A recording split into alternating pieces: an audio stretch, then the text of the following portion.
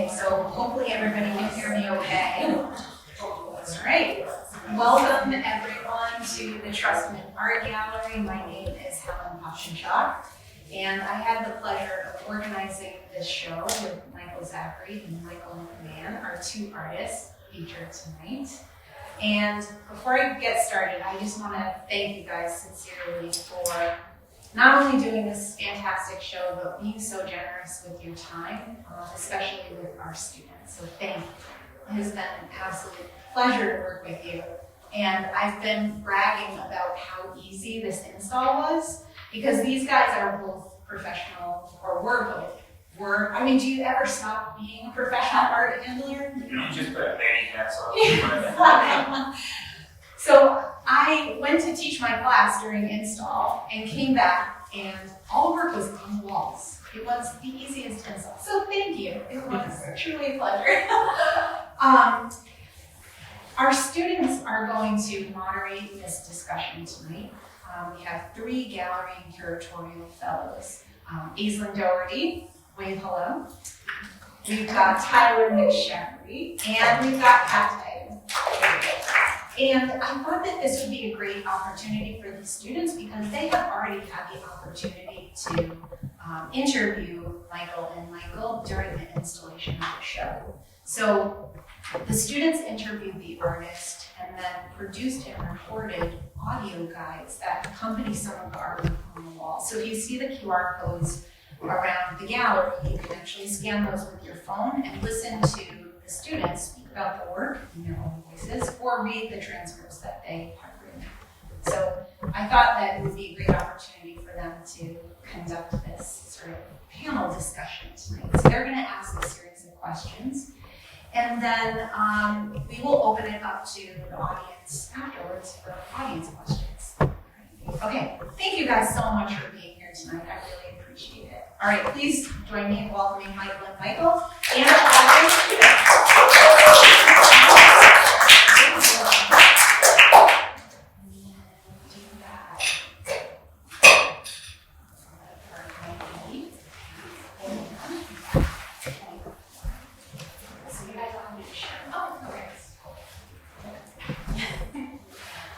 Hello everyone. Thank you all for coming to tonight's panel discussion.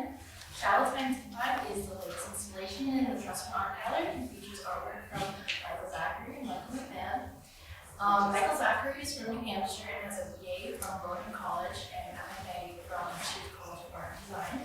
He taught at numerous universities such as Simmons University, Arkansas University, and Massachusetts College of Art and Design. He also had several solo or 2-person exhibitions at galleries at Boston University, Rhode Island College, and University State in Provincetown, Massachusetts. Michael MacMahon was born in Ireland in the mid-1990s. He holds a bachelor's of art from the Trustman and a master's of fine arts from the SMFA at Tufts University. He currently teaches at the SMFA at Tufts University, and he's also had some exhibitions in and outside of Boston at places such as Umbrella Art Center in Concord, Room 68 Provincetown, Higgins Gallery, and Park City, Massachusetts. Shadows by Time will be open to the public until May 15th. We encourage all of you to look around the gallery and enjoy the exhibit after the panel, and appreciate everyone coming and hopefully enjoy tonight's art summit. I guess we're just going to start with some general questions for you guys. The message and themes that are behind this exhibit are really significant, especially within the current state of the world. Can you both walk us through the central ideas that each of you are presenting within this exhibition? Sure. I don't think I've ever held a microphone before. So for me, I've always been really interested in my relationship with the land. And land can kind of be like a catch-all for a lot of different things. And really specifically, I've been kind of really fascinated with like unpacking my own origin story about like growing up in Ireland, that particular experience, and having a little distance of being in the United States and being an immigrant here, and kind of like looking back with like a sense of separation. It's been kind of a really interesting way to explore that.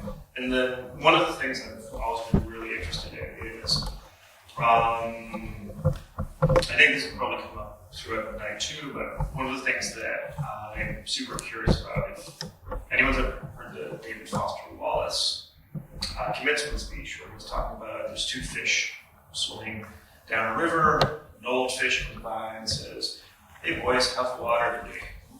"It's good." And then they swim past and they look at each other and say, "Hey, what's water?"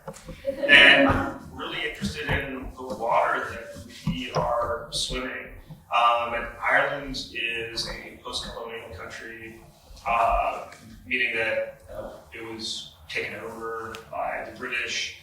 America is a post-colonial country. And then last year, I went to New Zealand. I was really interested to go there because it's also a colonial country, but in a really interesting way. The British weren't entirely successful in taking it over, so it became a bicultural post-colonial society. And I was really interested in seeing how that manifested in a country that I didn't know very well at all. And so those are some of the ideas that I explored as I was putting together the work for this show. And building on that, I would add that I kind of, in a weird way, think all landscape is actually secretly figurative. As Michael just said, the land is a body. It holds its trauma, it holds its history, it holds its memory. And in this very interesting way, we project onto it in the same way that we project onto other bodies around us. So it's this strange mixture of the actual physical landscape that is there in its constituent parts, but also the history of everything that's happened there. And then this added psychological and psychic layer of it functioning almost as a sort of a Rorschach test, right? Like there's no nature that actually exists as an objective reality distant from us. It's always somewhat of a linguistic construction, somewhat of a screen that we project onto. We project our own fears, our own desires, our own wants, our own needs, and we think we're looking at the landscape that's out there, but in some strange way, I always felt like the landscape is much more like a mirror. It's something that if you look closely enough, it's reflecting a lot of things back at you, maybe that you don't know about yourself. And so I find our relationship with that body really, really endlessly fascinating to explore in paintings, because it puts all that stuff on the table, and you got to wrestle with it. Sometimes in a conscious way, and sometimes in a subconscious way, that you don't even know what's going to come out of the painting until you finish the painting. Probably more often the latter. And I think that's a really interesting place to be, and a really interesting story to explore as an artist. So. Within both your artworks, you guys both use nature, obviously, to communicate and express your messages. I guess it's kind of building off the previous question, but why do you feel so particularly drawn towards nature and using it as a way to communicate your messages? Well, for me, still learning to use the microphone. So I grew up pretty much in the woods. So where I grew up in Ireland, just like we were sitting in my house, by the time you get to the top of the stairs, it was the woods, it was bordering what's now a national park. And so nature was kind of like my first large experience. And so, and it was really interesting to kind of grow up so entwined with nature. I grew up on a small farm, and so certain things made sense. And so I think I was a little slower in my life to just experience a lot of things other people were experiencing. So like the structures in society. So like I didn't really go to church that early, school, just other normal things that you're very involved in very quickly. Nature was always like the first thing. And nature's always been this place that I've always kind of returned to. I kind of like feel at ease out in nature, much so I do it like a crowded room full of people. And then like, I'm really interested in what's like move through and exist like in nature. And as an example, last year when I went to New Zealand, I walked the entire length. So I spent 5-6 months walking 3,000 miles, like kind of in the wilds and in the mountains of New Zealand.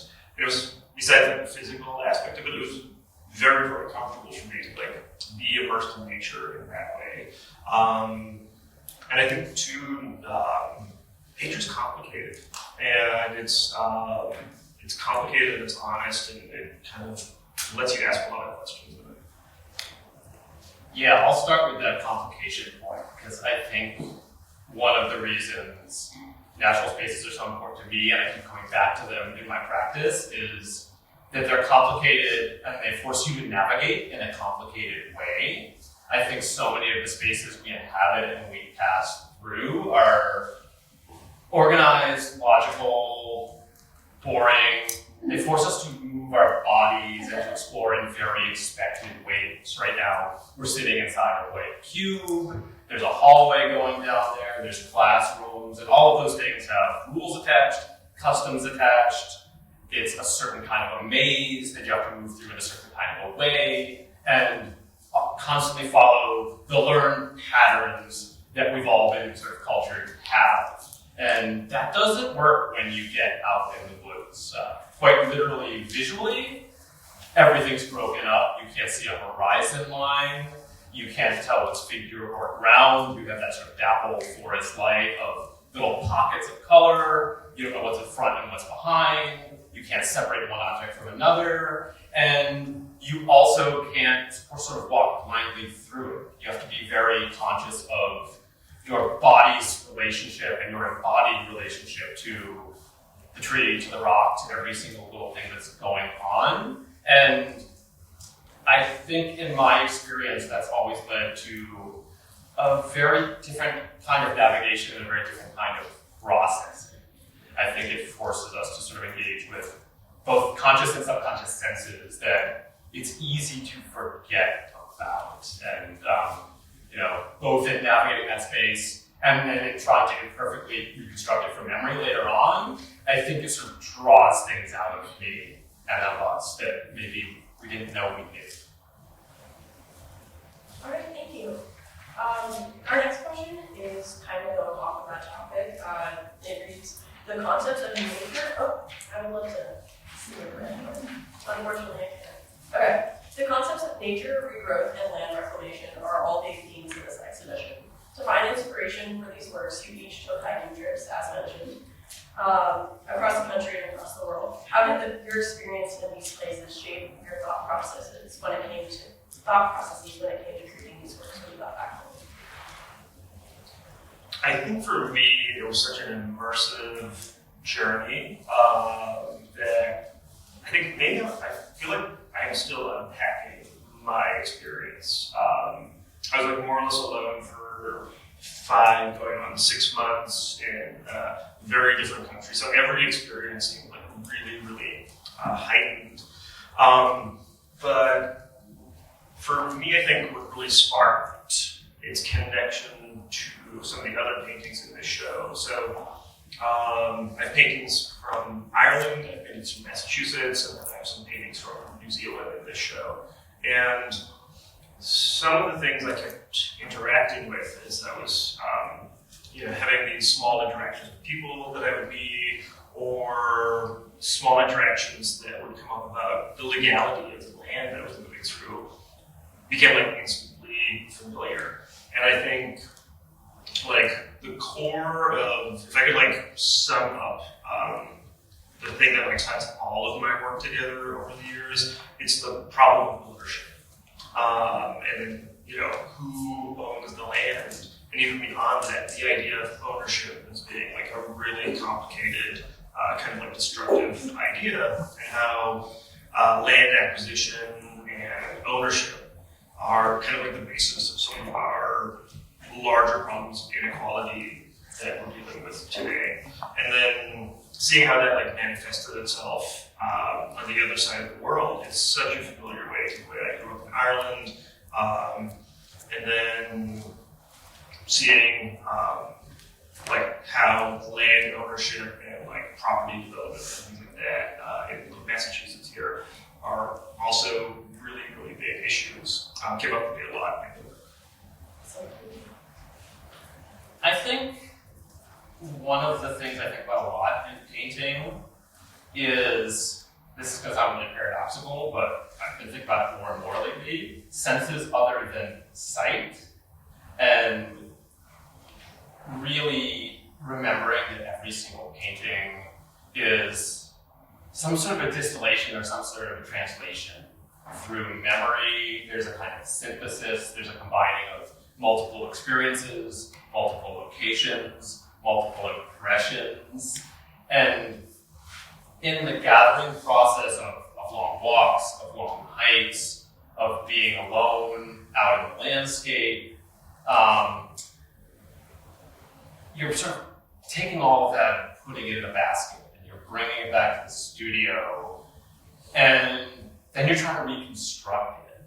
And you never know what's going to end up becoming important. Some of the paintings in the show that we're going to talk about in a bit are based on a forest fire burn area in Montana that I spent a lot of time in last summer.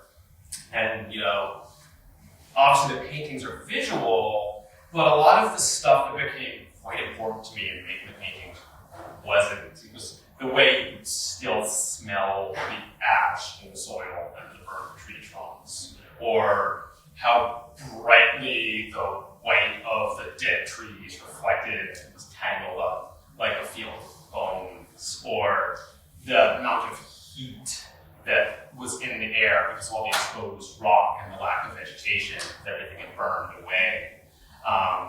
And in a very strange way, all of those impressions sort of overtook the actual visual art. And that's information you can't get if you're not there. It's a sensory way of knowing. It's an open-ended way of seeing that it's just, I guess the easiest way to say it is, I don't know if I can make these paintings for a photograph. Like that, you have to be there to get that information. You have to be there to know that that information is even important. And until you get off trail and off the beaten track and you spend time gathering all of that, I don't even know if I would know how to make a painting without that information. Exactly. And then you synthesize it into this complicated pastiche later on. But the walking is the key first step. Just adds another layer of that. Just to add to that a little bit too, and we've talked about this as well, and I think the way we've talked about it is the labor process of the painting is really important to both of us. But then walking through the landscape and being like fully immersed in it is, like I can think about like how short our experiences are, say we go on vacation and you don't get the opportunity to like fully immerse in something. And for me, every mountain you see, like in these paintings, I walked over. And sometimes, you know, these 3 paintings happened over the course of like 4 days, walking hundreds of miles, going up and over mountains, and then each single step is like moving you forward in progress, and you're having that like continued experience. And the same thing translates in a really interesting way into the studio. And both of our processes for painting are very, very labor intensive and in a very intentional way. And then the 2 things correlate in really interesting ways. Like the walking is a very meditative kind of practice, and then like the very labor intensive aspect of just constructing a painting actually gives you the time to work and have this process where you're allowing the things you're trying to put into the painting to like actually emerge, rather than having an idea for a painting and trying to paint it. We're painting to understand what we think rather than painting what we think. If that makes sense. Yeah, that makes a lot of sense. So now that we have kind of an overview of some of the art in the gallery, can you tell us the meaning behind the title of the exhibition, which is Shallow Time, Deep Time, and how some of the pieces in the show kind of relate to that title? So I've been thinking about this idea of cyclical time a lot, and I know we've been talking about that a lot as well. You know, it's sort of implicit in some of the ideas we talked about the land holding history and certain histories repeating. certain cycles of nature repeating. And to me, I got really interested in all of those layers and how the macro sort of repeated the micro. And I guess I will use the forest fire burn area I was in Montana as sort of an example, right? That's a part of the world where there's actually supposed to be forest fires there. The trees you see in some of these paintings are bristlecone pines. It's a species of pine tree that needs to burn to reproduce. And the way it's supposed to work is there should be numerous frequent small forest fires that burn the trunks and allow the pine cones at the top to release the seeds, and then the old trees burn down and there's a kind of regrowth. And that's sort of gotten all out of whack because we've tried to overmanage and over-control the land and, thinking we're preventing a disaster. And so now, instead of having small burns and small cycles that are supposed to happen, we have these giant apocalyptic forest fires where everything gets destroyed. And the area that I'm painting in is about 4 years on from one of those happening. And so it's this strange cycle that it's a natural cycle, but it's also sort of a cycle that's been altered by culture, that's now also a cultural cycle that we're implicit in, whether we want to admit it or not. Incidentally as well, that's an area of the world that happens to contain the oldest rocks in the world. There's a friend of mine I met out there told me that mountain you're walking on has rocks that are older than the moon, which is literally true. Some of the rocks there are over 5 billion years old, and they existed before the impact knocked the moon loose from the original Earth. And so some of those rocks are also the rocks that are eroding and ending up in the stream bed painting, which is a much broader cycle, ashes to ashes, dust to dust, rocks to the bottom of the stream bed. And I thought it was fascinating when those things were nested and how there's the geological time, which is bearing witness to the ecological time, which is carrying the scars of our interference and the cycles of our culture and the traumas our culture is inflicting on the body of the landscape, and all of those circles just interlocking and all of those wheels turning in a very complicated way. And I often think about the idea of shallow time and deep time, and some of the things you're talking about are if we think about the world in geological time, us as human beings seem much less important. And a lot of my work is thinking about the effects we're seeing on the people and places in the world that might be 3, 4 generations old. I often think about my grandparents' experience growing up in the west of Ireland and how affected I am and what my generation is from the unspoken traumas that they have experienced there. And then the reason that so many people who can really trace their roots back a long way in Ireland and up on the West Coast is it was considered useless land. So the West Coast of Ireland is predominantly one big chunk of limestone. And if you go there and climb up these mountains, you realize there's these big spiral-shaped mountains. When you get to the top, you look down, and it's like standing on this giant shell. Because what you're actually standing on is something that used to be at the bottom of the ocean. That's how old it is. And it's this giant chunk of limestone that people adapted to because they were forced to use that land. And there's practices such as you take your farm animals in the wintertime and you take them to the top of the mountain rather than trying to keep them inside because they're more likely to survive because the limestone holds so much heat that it radiates heat all winter. And so the animals will survive on this warm rock. But these are the things you're having to learn because you're pushed onto what's considered useless land. And so the land and then the displacement of people kind of just create this community and this tradition that's kind of being celebrated now. But it is that combination of shallow time, 3 or 4 generations versus geological time, and how those things are forming something new and necessary. All right, thank you. So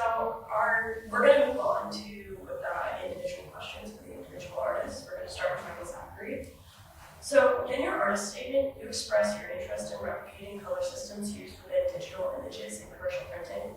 How exactly does this color system work, and how are you successfully able to transfer that to a drawing and painting? Yeah, so for those of you that aren't familiar, you didn't reference it specifically, but it's CMYK color, which is the color system that's used in most digital and printed image. If you think of like a traditionally printed newspaper photo, if you zoom in, you see those 4 colors of dots, and all the colors in the work are made by that combination of colors. And it's only getting distance from what you're actually seeing and letting the colors optically blend that you see the illusion of much more complexity than is actually there. So really in this work, technically I'm building on a lot of pre-existing ideas in printmaking, screen printing is CMYK a lot, in digital systems. And what I think it allows me to do, in addition to making a lot of complexity really quickly, is that it's just hard to do. And it forces me to understand and really look at what's happening. And in some weird way, I think it mirrors what Mike was talking about earlier about the walking, mirroring a meditation, mirroring the painting process. There's something about that struggle to only have a limited tool set and be able to make something incredibly complex that I think forces me to go into that mental space, that spiritual space of exploring in the landscape, of seeing with fresh eyes, and of really figuring out what I'm seeing in the first place. I prepared a few slides just to kind of give you a process example of that. Most of my paintings have a very planned stage, and then they have a very improvisational stage. So this is the initial, what I consider when the painting really gets going. A lot of these are planned out in a very technical way, with sketches and preparation. They combine multiple photo references. So this is the initial layer of those 4 colors I referenced. And as you can see in the example, it's pretty rough. It's pretty lumpy. And it looks like something. The seed of something is there, but it's not what it needs to be. And then it's in the struggle to push past that and improvise and find within that seeming constraint the freedom to make what I need to make, that all of that stuff I talked about in the beginning comes out, the tutor for my subconscious. So ideas about temperature, ideas about feel, ideas about a certain kind or quality of light. So, I have a basic silhouette of the land against that big sky out in Montana, and the blackness of that ash starting to come through at this stage, but the value scale is all off. So I begin to go in with applying lights. I need to push the sky lighter, more luminous, in order to make that jagged tear through the landscape feel dark and like a silhouette. We talked about that and was doing this together. We were texting back and forth, and I really wanted this to feel like it was a landscape torn in half with a jagged rip or a jagged wound right towards the center, which is more of a feeling idea than a visual idea. It's a metaphor, right? And I started to get that, but of course I lost the detail in the landscape. I needed to go in with some chunky, weird white there to sort of get some luminosity back and begin to pull out the dead trees that felt like bones, exposed rocks, the green of the regrowth, and then it's gradual, kind of painstaking layering of the colors and weaving them together. There's no green in any of these paintings, by the way, so anything you're seeing out here is that optical effect that I referenced earlier, layering of yellow, layering of cyan, understanding how that limited palette can create all the perceptual colors, and sort of beginning to gradually push and pull pockets of the painting, not in a planned way, but in a felt way, until you sort of find that original sort of subconscious thing that was there. So maybe a roundabout way of answering that, but I thought showing, when we're talking about color, was probably a better thing than telling. I actually have another question about your use of acrylic paint in these works.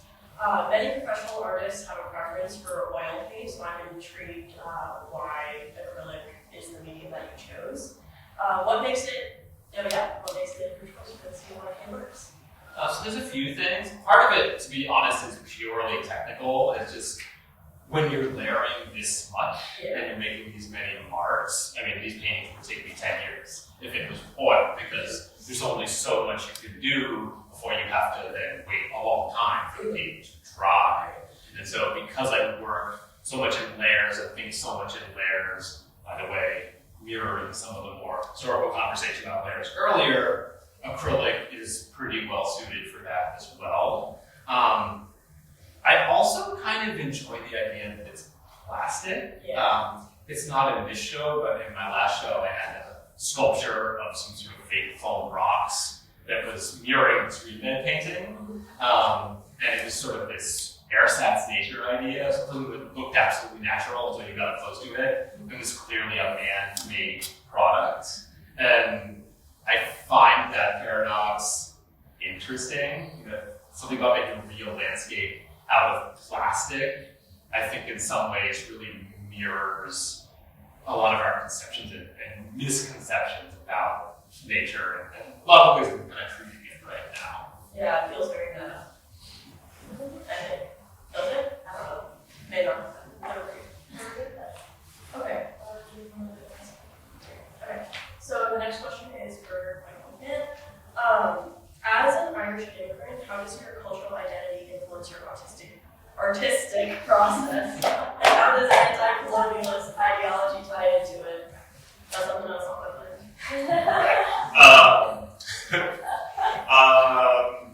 So, as I said earlier, I think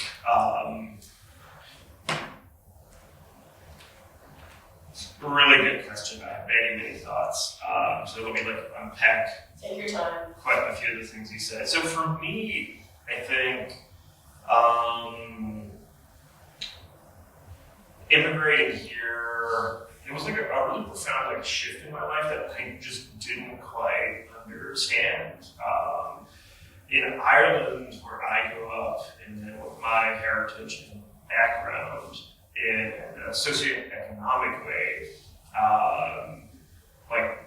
there's a clear sense of my people in my area feeling a little bit othered in a socioeconomic way. We come from a very poor background,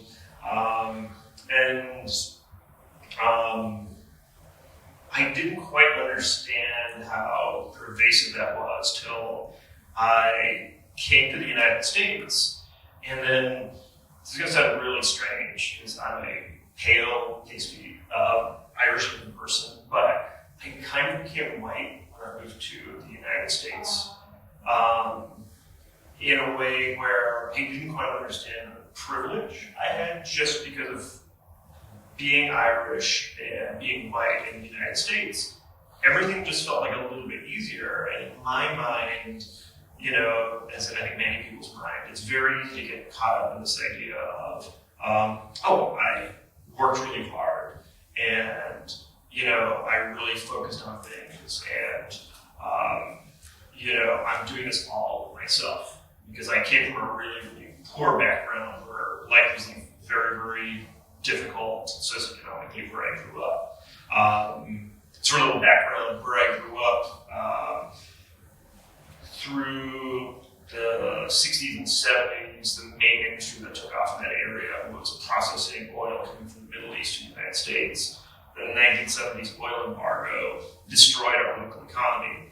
And then you've already got a downtrodden community, and then you wipe out its main economy. And then I grew up in the 1980s, and so you're seeing a lot of adults suffer through a loss of their identity because so much of the identity of Irish people is tied to labor. And kind of going to that colonial Lockean argument that land isn't owned or useful unless there's labor to improve it, and I feel that that's been absorbed by people in my culture and people across the world, is that there's this pervasive sense that we always have to be working and we always have to be improving. And then I think our institutions have also absorbed a very colonial way of working. And then to answer your other question about ideas of like colonization, it's like I picked this apart. I'm gonna be really, really careful how I like say this. As somebody struggling and kind of like picking apart my own identity through this, you have to be really, really careful not to step into creating like an equivalency. And some of the work here, I was really interested in when I engaged with people who were Maori, indigenous peoples in New Zealand, and then thinking about like the landscape of Ireland being stolen, the landscape of the land in the United States being stolen, the land in New Zealand being stolen. But if you think about colonialism, like it's such a complicated thing that absorbs people that have been colonized and then makes them complicit in colonization itself. And so I want to be really careful that I'm not creating an equivalency where I'm comparing my experience to the ongoing experience of indigenous people around the world. And I think thinking about institutions of like art, education, and society as well, I think it's really important to like really define what decolonization is.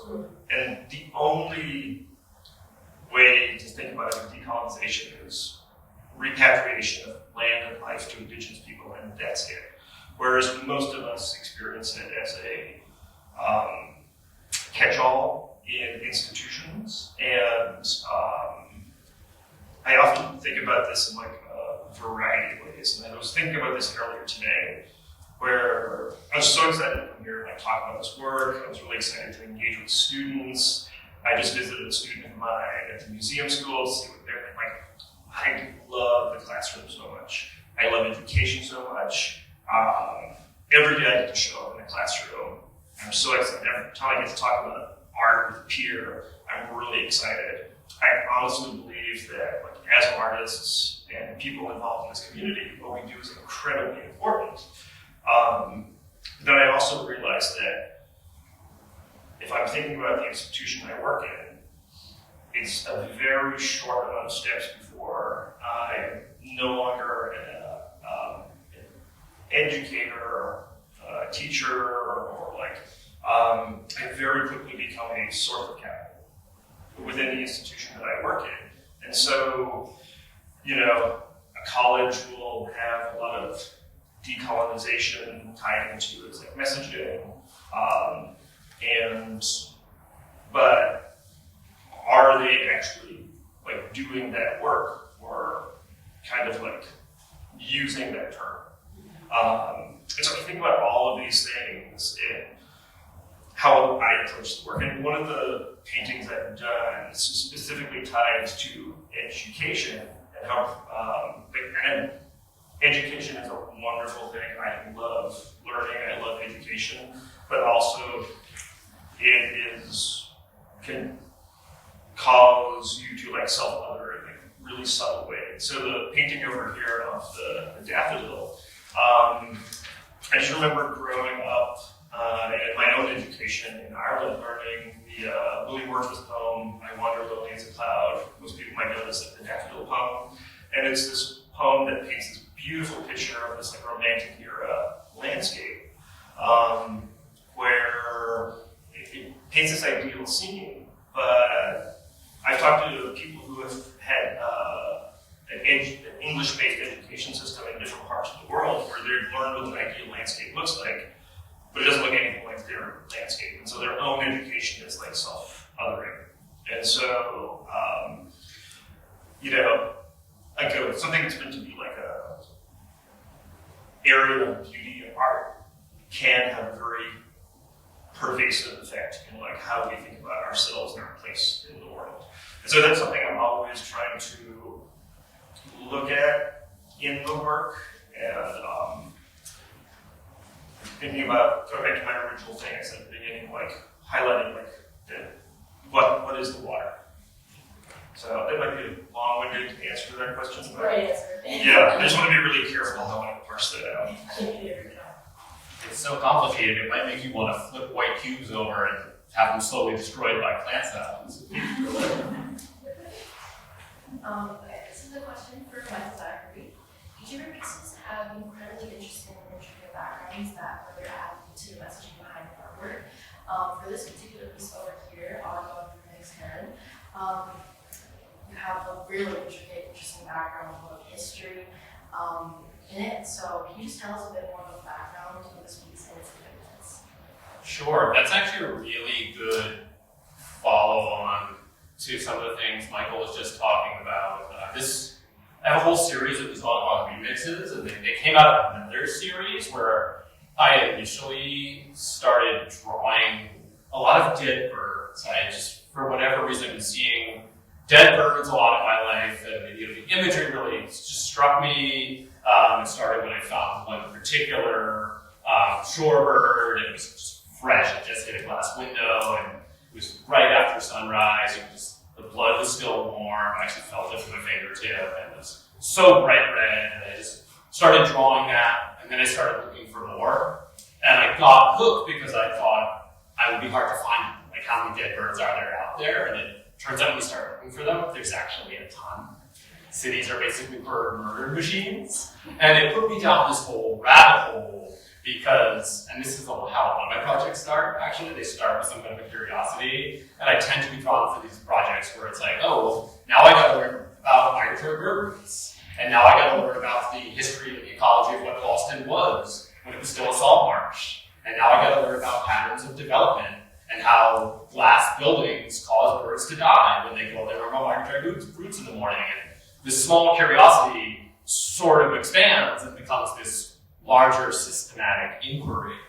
And so I was making the dead birds, and that brought me to the famous Audubon drawings, which, for some reason in my head, I relate back to a lot of what you just said, because there's this real record of a historical trauma and of manifest destiny in 19th century America masquerading as something natural and sublime and beautiful, which is sort of a whole history of 19th century landscape painting, which anybody who's a landscape painter should be wrestling with, is bound up in all of those concepts. And with the Audubon paintings specifically, Audubon was a pretty bad guy, and on a number of levels. We'll stick to the birds here, but you should Google it. He's a really bad guy, and he's going out there, and the way he's making these drawings is, first of all, he's shooting the birds.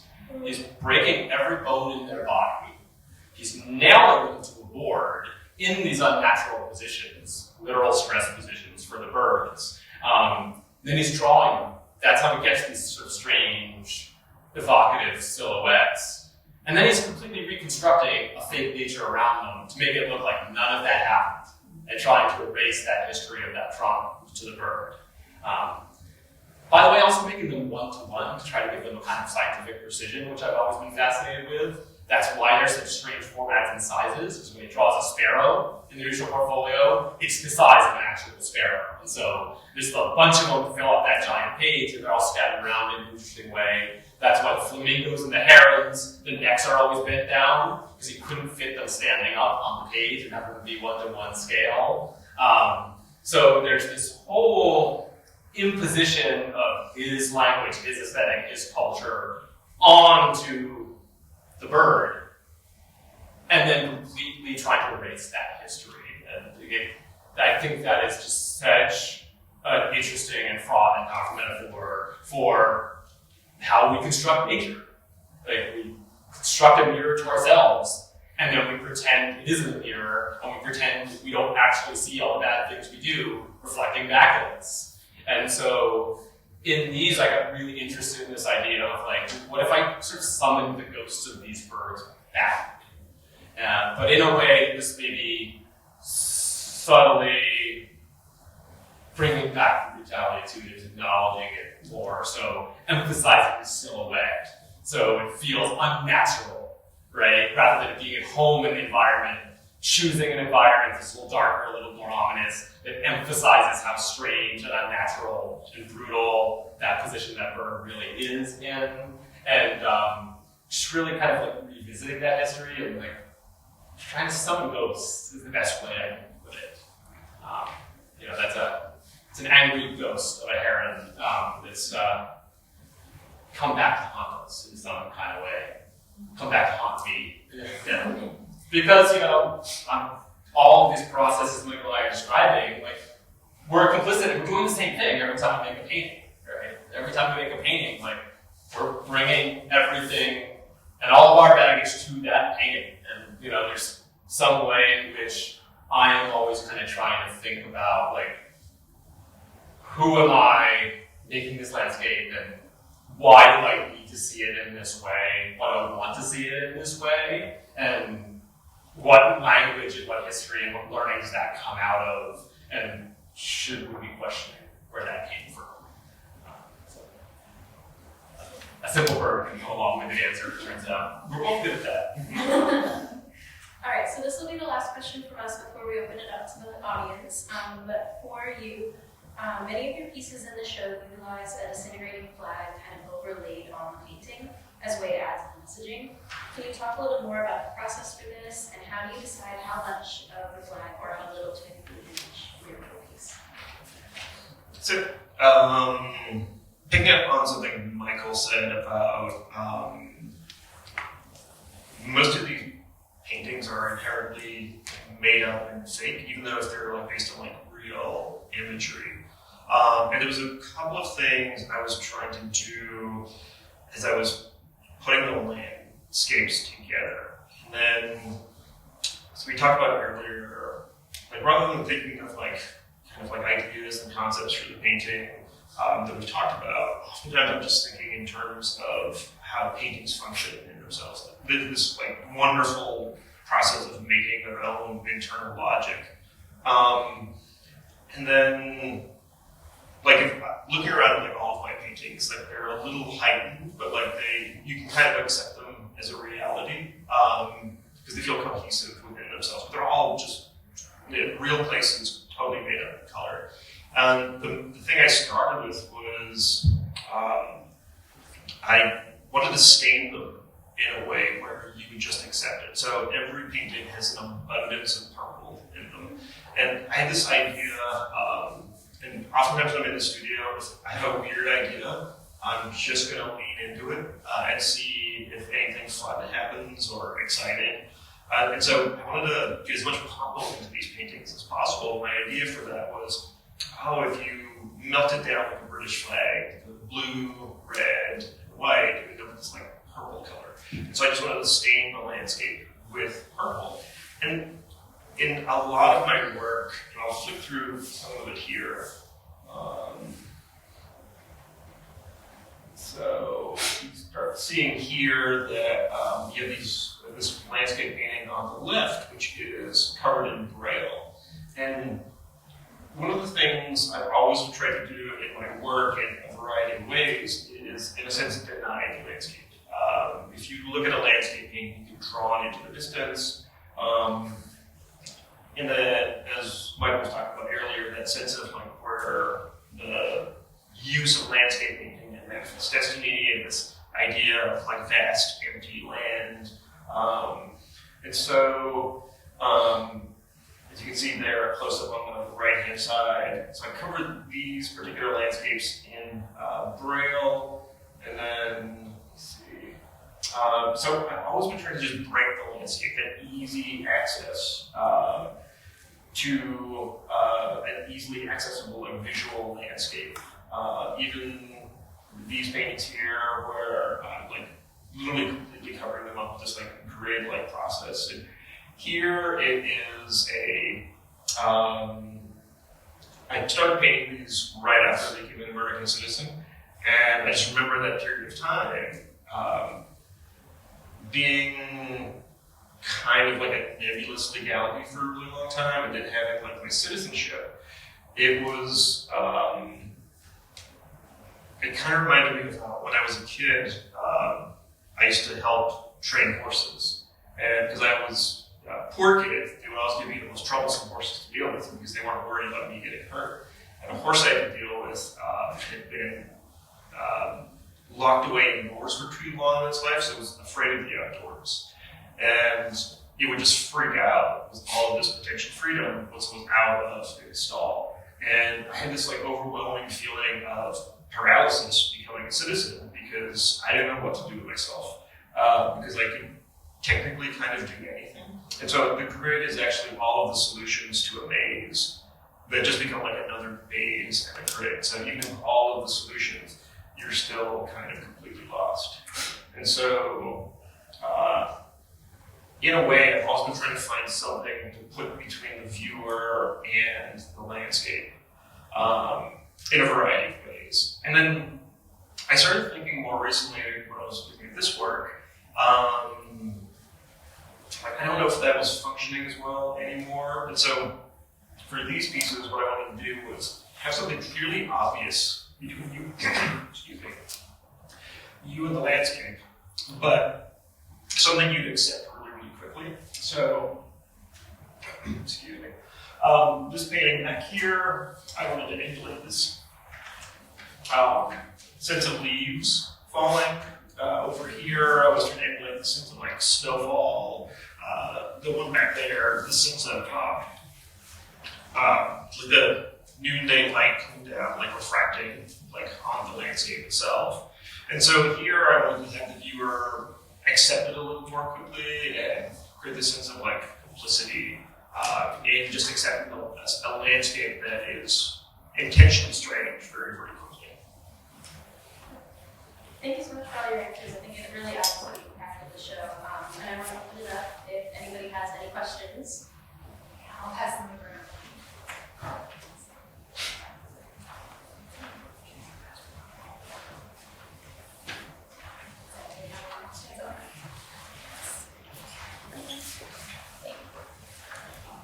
Thank you so much. So this is the first gallery talk I've been to, and I am addicted.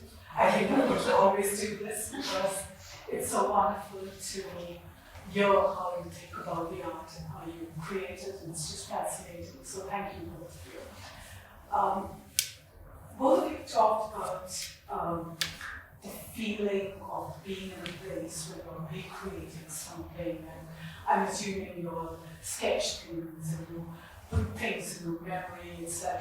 And do you also take notes like I do when I'm reading articles and I'm thinking about my work? And how does all of that come together? Do you go back and forth? Do you change your mind? Like how? Tell me a little bit about that process. It's so fascinating. Thanks for the question, Nilofer. Absolutely, for me, all of the above. Partially because I just never know what's going to be important. You know, like I'm going back to Montana this summer because I feel like I only am now starting to understand what's important about that place and what information I need. That's something I always want to kind of say in these talks. It's really easy, I think, to walk away with this idea that everything we're saying now was a plan, and like this exhibition took 1.5 years of like conversation and a long time to kind of put together, and everything you're hearing us say, we probably only knew some of it when these actually went up on walls and we saw them together finally in their final form. So it's when I'm out there, I have my sketchbook, I'm taking notes, I'm taking photographs, I'm trying to burn things in my memory, and once I get back to the studio, all of that gets synthesized in some kind of a weird blender. And, you know, for one painting, something might be important, for one painting, something else might be important. I might then have to go back and do research and, you know, go into an archive and look at historical images of the same place to read up on history and ecologies that I don't understand well enough. All of that kind of becomes grist for the mill. And I think the chaos and the not fitting together of that is actually kind of important, because the cracks that you can't totally paper over, piecing together those kind of multiple sources, to me are kind of the space where the subconscious kind of oozes up into it, and something surprising enters the process. That's when I get interested, right? I'm like, I don't understand this, I have all these weird pieces, I'm trying to make the jigsaw puzzle fit together, I'm working in the studio, and it's like when I see something like spring up that I don't understand, that's when the pain really starts. What do you think? So for me,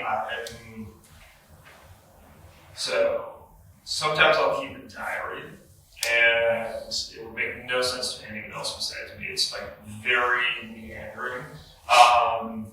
And then once I kind of have a general direction of like where I'm going in the painting, that's when I see what I can get away with. And then this goes back to this like question of like how my identity is embedded like in the work. One of the things I really adore about myself, and I find like really adorable in like other people that I just love, is when I run into a sense of mischievousness. And I think,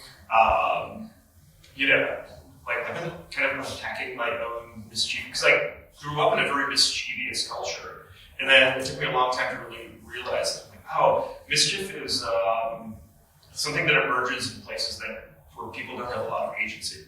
Like, it's a really interesting way of like manifesting your own presence and power. And then, so even talking about like this idea of like how purple can I make these paintings or what I can get away with, like that's the mischievous part of myself coming out. And so it's 10% thoughtfulness, 90% mischief. So. And if anybody wants a homework assignment, since we're both professors after all, there's a great book by an anthropologist at Harvard named Lewis High. It's called Trickster Makes This World. And it's about that sense of mischievousness and cross-cultural reading of the trickster in mythology as a metaphor for artists and art history. And it's like one of my top 10 books about art all time. I think about it a lot. So if anybody's interested, highly recommend it.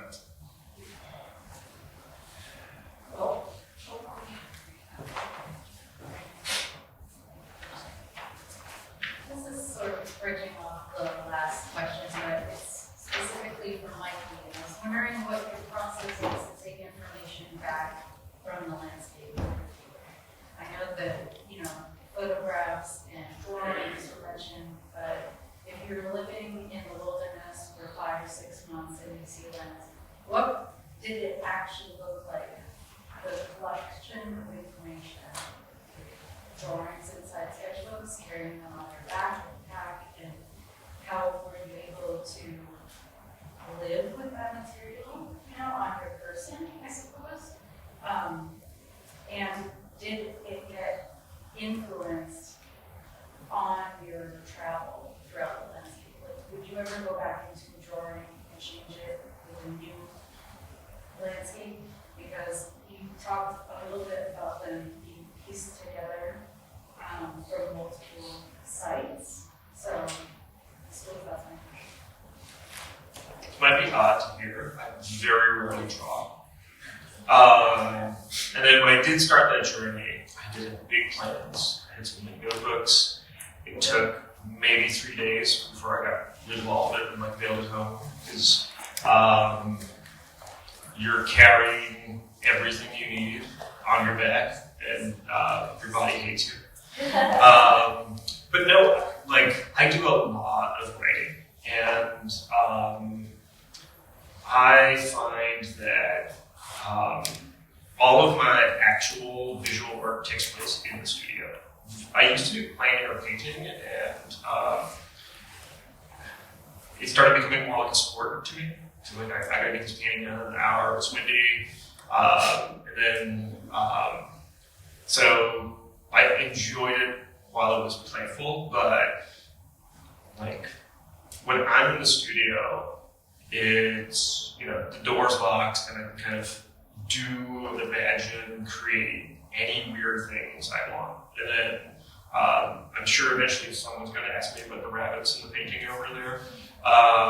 And so stuff like that emerges out of the studio space. But even when I'm not traveling and I'm just, this painting that's on the screen here is in an area in Chatham. And what you're seeing there is a series of pylons as this house has been picked up and moved back, I think 4 times now. And the pylons get a little more substantial. They've gone from woods to pressure treated wood to now concrete or steel. And so the image tells a story, but I'll sit there on my phone and I'll write. And so it's that kind of a meandering like thought process of like physically writing rather than just like thinking. I get a lot out of it.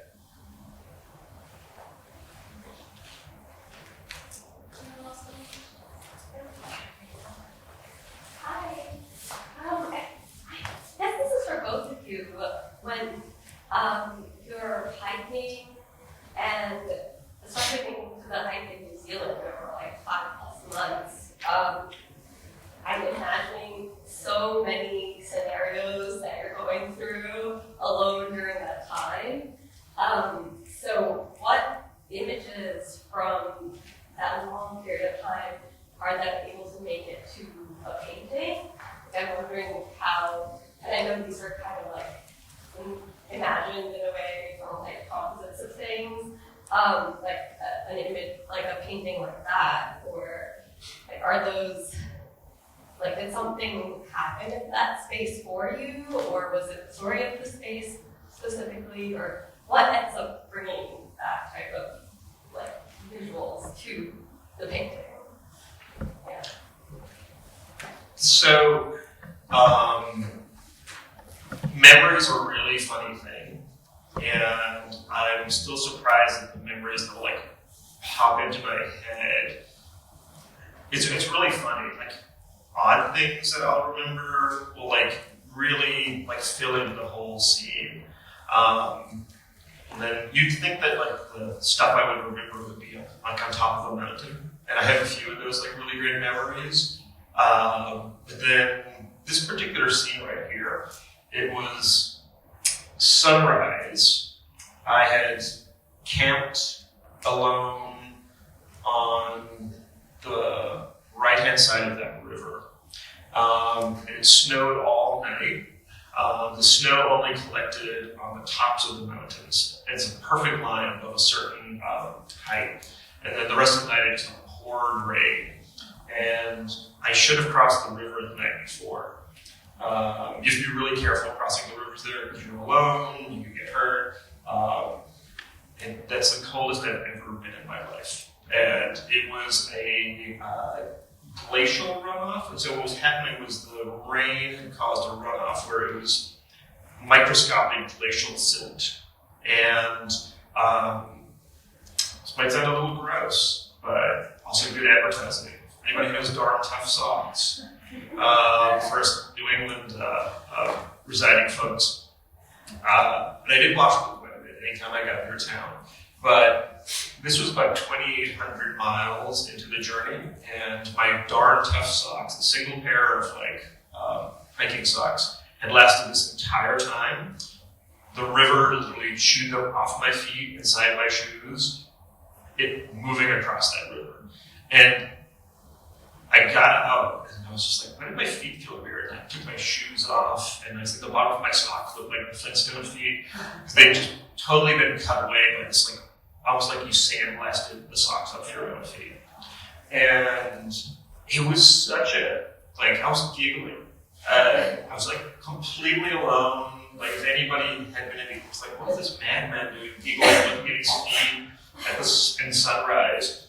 And it was just this like really profound thing where like the world is so wild and silly and amazing, and the fact that like a river chewed my socks off and I'm alone, gates from anywhere, this gorgeous sunset, I'm like really cold, but like all my senses are super heightened because I had to cross a really dangerous river, and you know, there's this weird excitement of like surviving something, experiencing something. I know it sounds really, really silly, but until you've had a river chew your socks off, like it's an experience I never expected to have. And I'm just like, that is amazing. So, kind of like a pumice run, in a way. So and then like in different areas, I was just having like really interesting like memories, and you know, they can be really silly, but like also like really profound. And I think a lot of people ask me, because it was such a big journey and a big undertaking, everyone said the same things. Oh, it must have like changed your life. And I was like, going into it, I had these expectations of, yes, it would be like this amazing experience. And then afterwards, I tell people, like, yes, it changed my life, but in ways I never expected. And the thing that happened to me that I find is like the most profound thing is it goes back to this idea of like this constant walking and this like sense of like repetition and labor and like creating space for yourself for things to emerge. I was walking one day, and I'm about 2,000 miles into this walk, and I'm just like moving along. I just had this really strange feeling of absence. And I was like, that's really weird. It's like something feels like it's not there. And it wasn't a bad feeling, and I was like, It's like I just couldn't quite place it. And then I just left it alone, and then a couple of days later, that feeling was still there. Because you're walking, you're not trying to think about these things. This thing was just like popping into my mind, and I realized I wasn't afraid. And then it hit me like a ton of bricks, and I was like, oh, I never realized that like most of my life I have had this like baseline level of like fear, dread, anxiety that I've been carrying around. And I never would have realized that like that was my baseline. It's just an ever-present constant in my life. And then the fact that it's gone, I was just like, oh wow. And I was just like, it goes back to the thing I said at the beginning, like, what's the water? I had no idea the water I was in. And then really unpacking like where those things came from in my life was a really interesting process that I brought into this work, and like really thinking about like my own heritage, tying it to some of that like familial trauma that my like grandparents experienced, my parents experienced, and how like, dad's showed up in my life, really helped me kind of like unpack a lot of things that all of these things kind of like tied together for me. That's a mic drop. I know better than to try to follow that up. Does anyone have any last questions?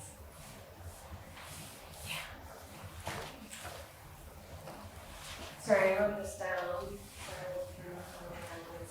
So I was wondering, what is the value or meaning of borders, both within and outside of the body, and their permanence or impermanence in your paintings? It's okay, So I found it to be it's a question I've been thinking about a lot lately, and I don't know if my answer is going to be along the lines of what you're thinking about, but so thinking about like my own work as this sense of denial about ownership.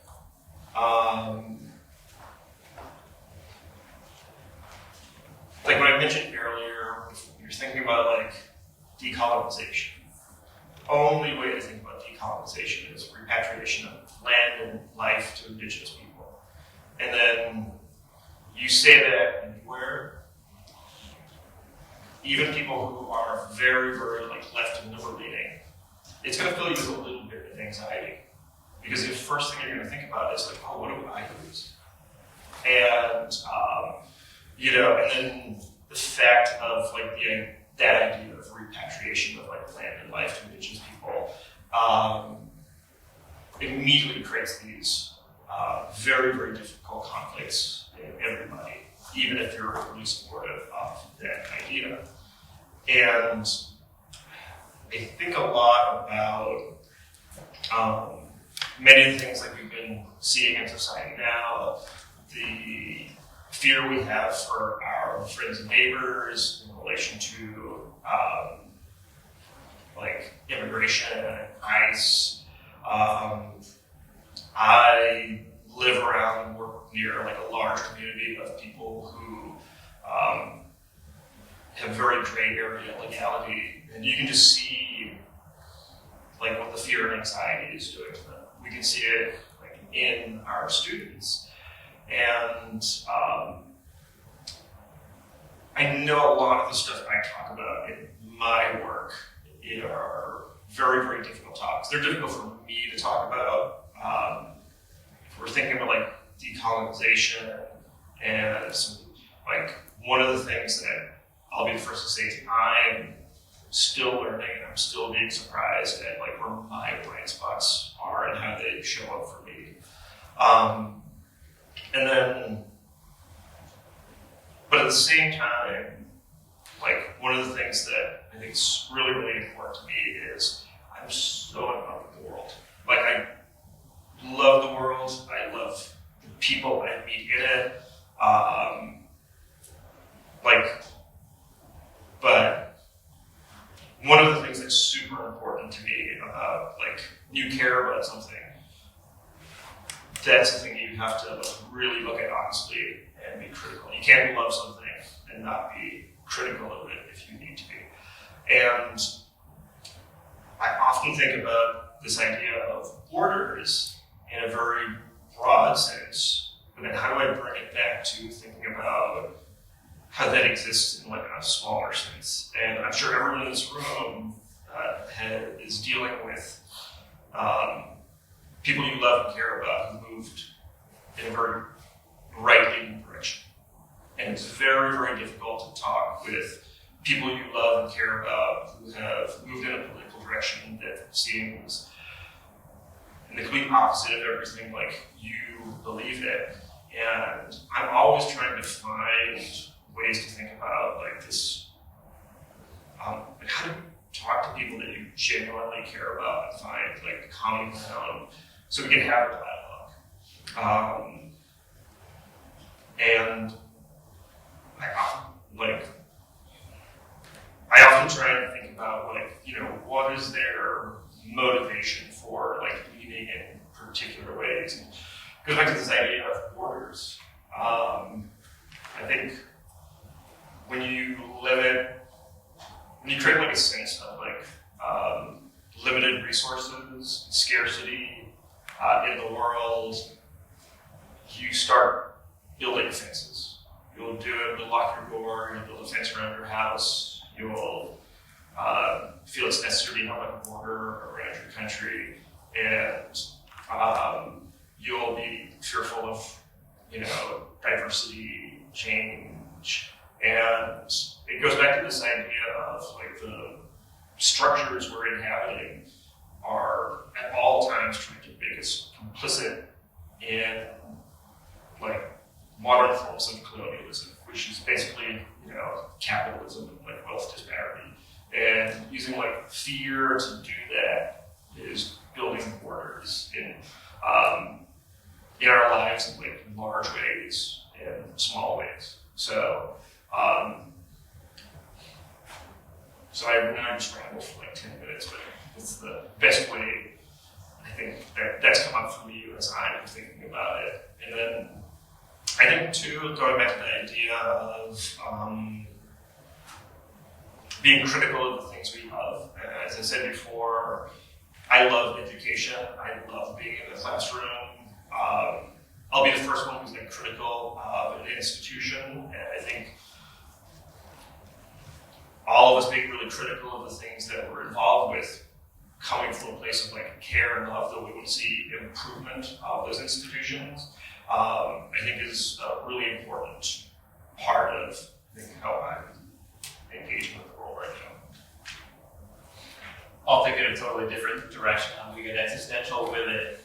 For me, the border that I think about a lot in the paintings is actually the surface of the painting and the weave of the crosshatch itself, how it creates a distancing and a kind of a screen.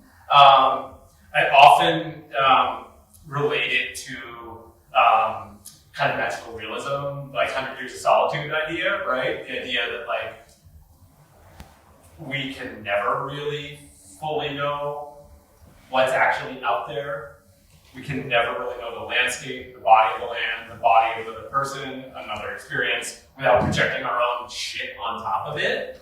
And this thing kind of fell out of me talking with the work once that has become something of a mantra for me, which is ambiguity and distance is honesty. And so to me, you'll notice in the work, like there's a kind of a blurring, a kind of a distancing, a kind of a deliberate lack of description that leaves both the depicted landscape and the painting very open, in a way that invites you, maybe forces you to pour yourself into it, but you kind of can't.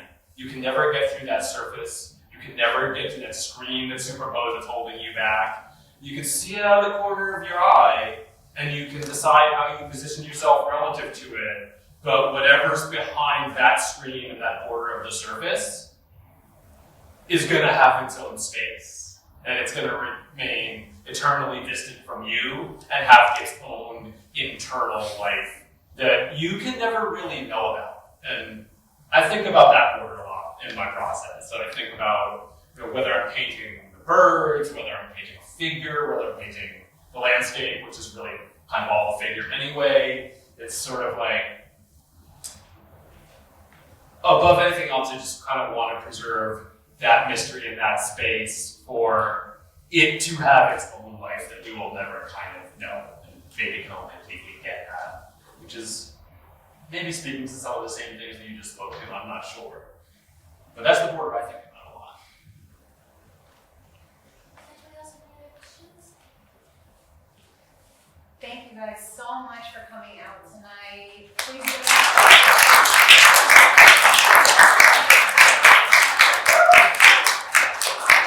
And we're going to hold a little bit, so if you have any questions that you'd like to address to the artist directly, please feel welcome to walk around and enjoy the show.